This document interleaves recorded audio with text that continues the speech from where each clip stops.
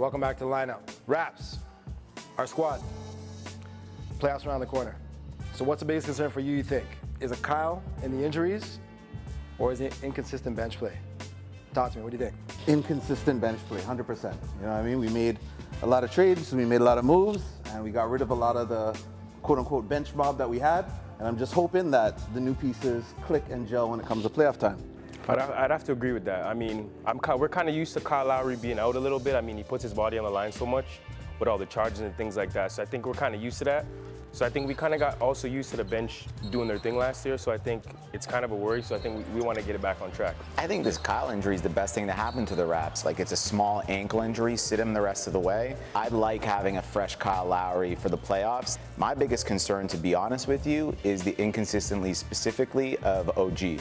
Like, Fred VanVleet isn't guarding Jimmy Butler or Tobias Harris, right? We need OG to step up, and he's been super inconsistent lately. But your quarterback has to be in the game. Like, he's been consistent in the playoffs for you guys over the years, right? Yeah. He'll be there. He'll be there. Yeah, I have faith in Kyle.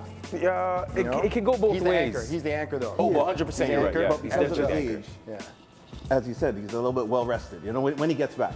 And I we think he's gonna saw, be 100%. and look, we We're gonna saw be what happens with a banged up Kyle Lowry. His shooting's off. He's like taking too many. Like, he went through this terrible stretch this year for 10 days.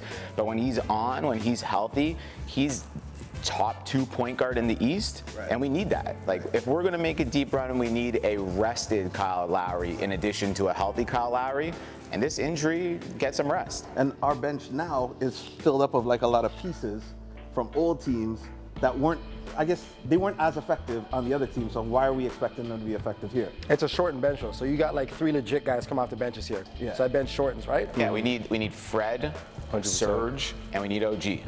I'm not worried about. I'm Norm? kind of worried about Norm? Serge. Norm will be there, but he's the 9th guy. You said you need 3 I guys. got I agree. Norm OG, man. I agree, got I Norm agree. over But OG. Norm's not guarding I agree. Tobias Harris. But Norm's not guarding OG's more Giannis. versatile. OG's going to be able to guard multiple positions. So When he's in the game. that's true. Yeah. So when he's he's in the game. He's got to be in the game. Fair enough. So, Fair I enough. mean, Can Norm guard Chris Middleton? Can Norm guard Giannis? No. Can Norm guard Tobias Harris? but who can guard them? OG can. We need him in the playoffs, period. Agreed. And his inconsistency is definitely what I I'm just worried feel we about. have other pieces to make up for his shortcomings. Green, Kawhi, we didn't have those type of defenders last year. Stars, yeah, 100%. So, enough, yeah. our boy, the Black Mamba, still in the news. So Kobe comes out and says, listen, it's not about the individual stats, individual attributes. It's about rings. It's about winning. We've been seeing LeBron as of late. What do you guys think? I think Obviously Kobe's going to say that, right? Yeah. Are you a Kobe hater, man? I love Are you a Kobe. Kobe hater? I love Kobe. Are you sure? I find it comical, this narrative that Kobe has created post-career of him being like the greatest champion and warrior and leader when like his players didn't He's like. creating that? Or are we giving that to him? No, Kobe is creating that narrative and we are buying into it. When you see everybody talking about the best players, it's the championships. 100%. It's not necessarily like nobody talks about Stockton and like there's certain players that you would put above him based on the championships. Yeah. So 100%. Now look at LeBron now. He has 3 chips, you know, and what he's going through right now, I mean, he's on his way down. He's on the back end of his career. Agreed, right? Agreed. Agreed? I don't agree with that. LeBron, You saw the Knicks game 2 weeks ago? I'm agreeing with You you. saw the Knicks game? I saw the You saw the Knicks Knicks game. game? I saw Keep the it up, game. keep it up. Let me know. You saw can't the be game. biased. Don't put your head You down. cannot Don't put your be head down. biased. You saw the game? That's the Be truth. honest. So what's your argument? Are you saying LeBron is washed up? You Kobe saying that Bryant- next year he can't turn up if he gets Anthony no, Davis? no, on his no, team? LeBron James is still a great player. no, But why you always got to be pulling guys to your team? No. If you're that great, let these guys come to you and go win. LeBron wants to manufacture these things. Everyone keeps talking about him getting AD. Now, if he gets AD, is a chip guaranteed?